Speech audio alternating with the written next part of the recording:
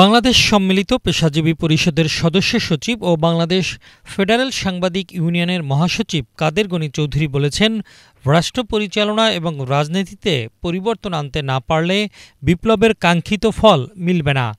বৃহস্পতিবার রাতে ওয়াশিংটনে প্রবাসী বাংলাদেশিদের এক সংবর্ধনা ও মত বিনিময় অনুষ্ঠানে তিনি একথা বলেন। কাদের গনি চৌধুরী বলেন, দেশ সংস্কারের দায়িত্ব নির্বাচিত সরকারের, কারণ জনগণের প্রতি দায়বদ্ধতা থাকে তাদের। জনগণের অধিকার প্রতিষ্ঠিত হয় ভোটের মাধ্যমে। তাই যেদিন বাংলাদেশের মানুষের ভোটের অধিকার প্রতিষ্ঠিত হবে, সেদিনই মানুষ তার পূর্ণ স্বাধীনতা ফিরে পাবে। আমাদের দৃঢ় বিশ্বাস, অন্তর্বর্তীকালীন সরকার জনগণকে ভোটাধিকার ফিরিয়ে দেবেন।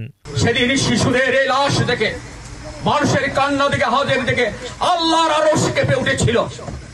ইতা হাসিনার বুকে একটু দয়ার সঞ্চার হয়েছে। বেশিরভাগ এরকমই হয়। ক্ষোভের কারণ নয়, এখানে ন্যায় বিচারের মাধ্যমে আমরা এই শিশু হত্যাকারীদের, গণহত্যাকারীদের, আমাদের ভোটাধিকার হরণকারীদের, অপহরণকারীদের, আইনাগর তৈরিকারীদের এবং ক্রস ফায়ার এনকাউন্টারের নাম দিয়ে সাধারণ মানুষকে বিনা বিচার হত্যাকারীদের আমরা বিচার চাই। দেশি বিদেশি চক্রান্ত এখন শুরু হয়েছে। বর্তমান সরকারকে আজকে ব্যর্থ করার জন্য নানা ষড়যন্ত্র হচ্ছে। আমরা প্রথমে বলবো, এই সরকারকে ব্যর্থ হতে দেওয়া যাবে না। ব্যর্থ হলে আবার মাথা চাড়া দিয়ে উঠবে। 17 বছর ধরে দেশের মানুষ ভোট দিতে পারেনি এবং ভোটাধিকার প্রতিষ্ঠার মাধ্যমে একটা নির্বাচিত সরকারের কাছে দায়িত্বশীল নির্বাচিত সরকার প্রতিষ্ঠা করে, এটা হচ্ছে আমাদের দ্বিতীয় ধাপ।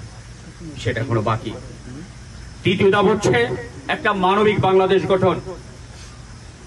বিভিন্ন সংস্কারের মাধ্যমে, রাষ্ট্রীয় সংস্কারের মাধ্যমে, সংস্কারের কিন্তু প্রস্তাব ইতিমধ্যে বাংলা জাতীয়তাবাদী দল দিয়েছে। আপনারা জানেন, বাংলা জাতীয়তাবাদী দলের ভারপ্রাপ্ত চেয়ারম্যান তারুণ্যের অহংকার জনাব তারেক রহমান ইতিমধ্যে 31 দফা সংস্কার কর্মসূচির ঘোষণা করেছেন, যেটা সর্বমহলে প্রশংসিত হয়েছে।